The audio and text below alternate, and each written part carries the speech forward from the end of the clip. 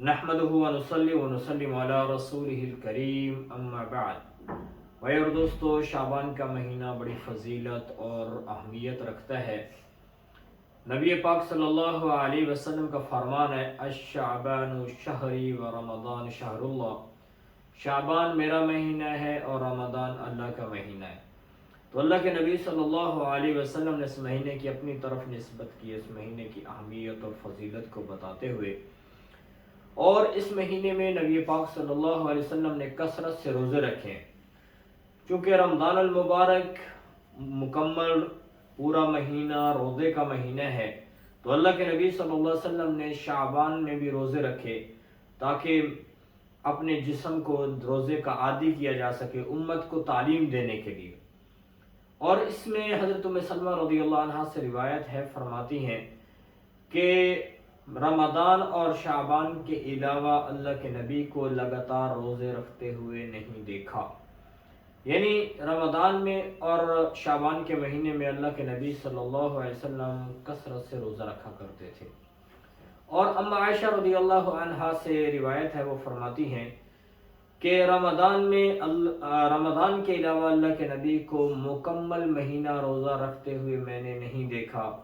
اور شعبان کے علاوہ کسی مہینے میں کثرت سے روزے رکھتے ہوئے نہیں دیکھا۔ یعنی رمضان پورا مہینہ اللہ کے نبی صلی اللہ علیہ وسلم روزہ رکھتے تھے، اور شعبان کے مہینے میں کثرت سے روزہ رکھا کرتے تھے۔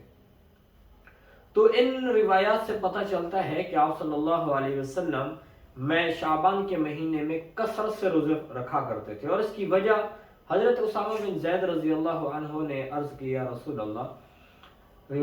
شعبان کے مہینے میں آپ کثرت سے روزے رکھتے ہیں، اس کی کیا وجہ ہے؟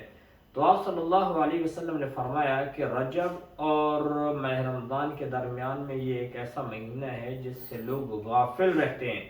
اس کی فضیلت سے غافل ہیں، اور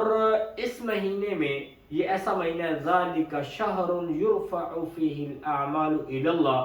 اس مہینے کے اندر لوگوں کے اعمال اللہ کے ہاں پیش کیے جاتے ہیں۔ تو یہ مہینہ تو اللہ کے نبی نے فرمایا، میں یہ چاہتا ہوں کہ میرے اعمال اللہ کے ہاں اس حال میں پیش ہوں کہ میں روزے کی حالت میں ہوں۔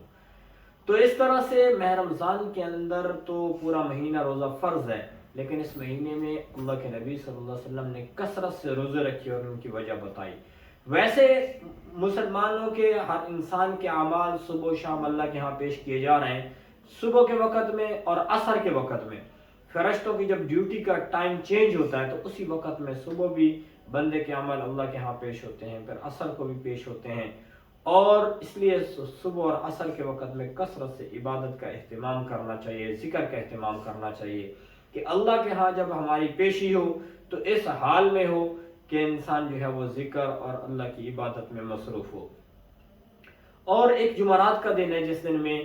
اللہ کے ہاں مسلمان بندے کے، انسان کے اعمال اللہ کے ہاں پیش کیے جاتے ہیں۔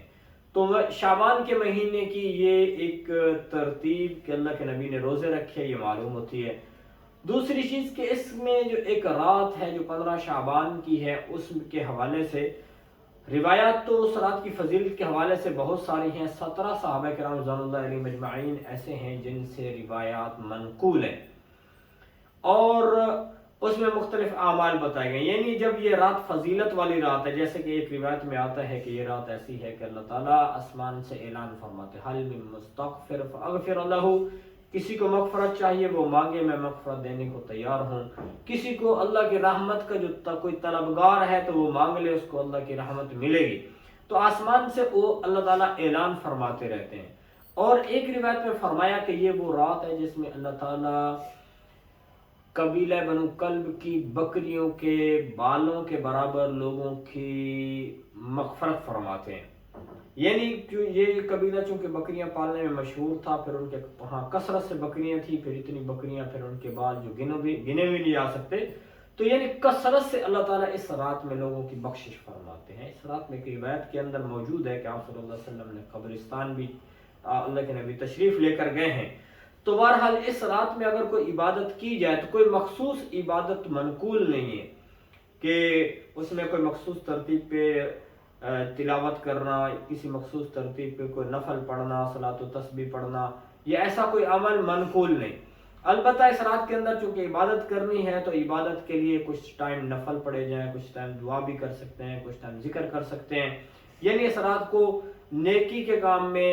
صرف کیا جائے۔ اور اگر اتنا بھی نہ ہو تو اتنا بھی بہت ہے کہ جو ہے عشاء کی نماز کو